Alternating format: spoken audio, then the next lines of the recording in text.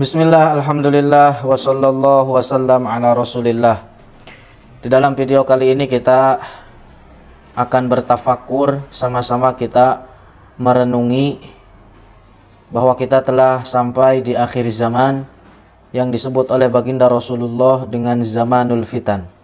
Yang mana di akhir zaman ini banyak berkembang paham-paham yang terkadang satu sama lainnya saling menyesatkan. Ironisnya, klaim sesat itu sering kali dilontarkan oleh mereka yang sama sekali tidak paham terhadap ilmu agama. Lebih parah lagi, klaim sesat mereka seringkali dilontarkan kepada kaum mayoritas umat Muhammad Shallallahu Alaihi Wasallam yang notabene-nya sebagai kaum ahlus sunnati wal jamaah. Padahal ajaran yang diyakini mayoritas umat Islam ini telah mapan dan telah turun-temurun antar generasi ke generasi dengan sanad, dengan mata rantai keilmuan yang bersambung kepada baginda Rasulullah Shallallahu Alaihi Wasallam.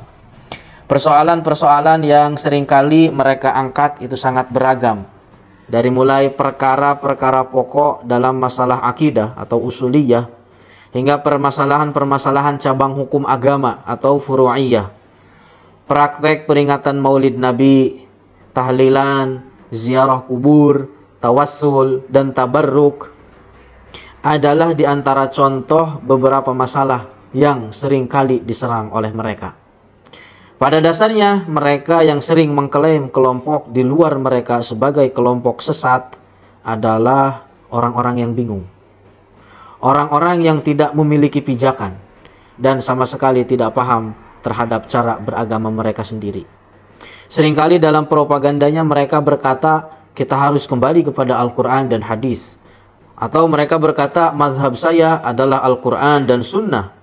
Padahal mereka sama sekali tidak memahami Al-Quran dan hadis-hadis Rasulullah Shallallahu Alaihi Wasallam.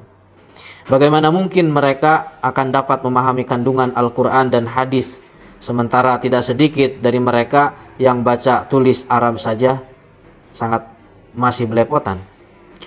Bahkan seringkali untuk memahami Al-Quran dan hadis-hadis Nabi, mereka hanya bersandar kepada terjemahan-terjemahan belaka. Sama sekali mereka tidak paham seorang mujtahid atau apa syarat-syarat menjadi seorang mujtahid.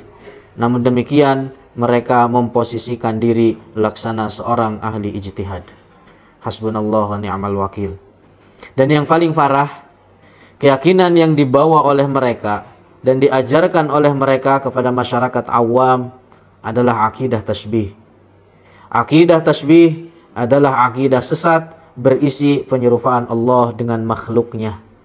Ungkapan-ungkapan buruk dalam penyerupaan Allah dengan makhluknya dan sangat menyesatkan yang berkembang di sebagian masyarakat kita adalah hasil jerih payah propaganda mereka. Seperti perkataan terserah yang di atas, atau Allah bersemayam di atas arsy, atau Allah bertempat di langit. Sangat ironis, keyakinan sesat semacam ini telah berkembang di sebagian masyarakat kita.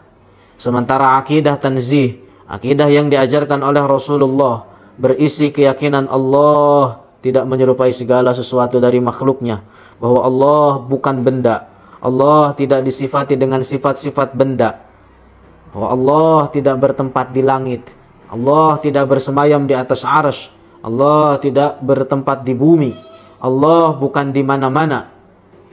Itu sudah semakin diabaikan. Wala haula wala quwata illa billah. Benar, ini adalah penyakit akhir zaman yang harus kita waspadai dan kita perangi.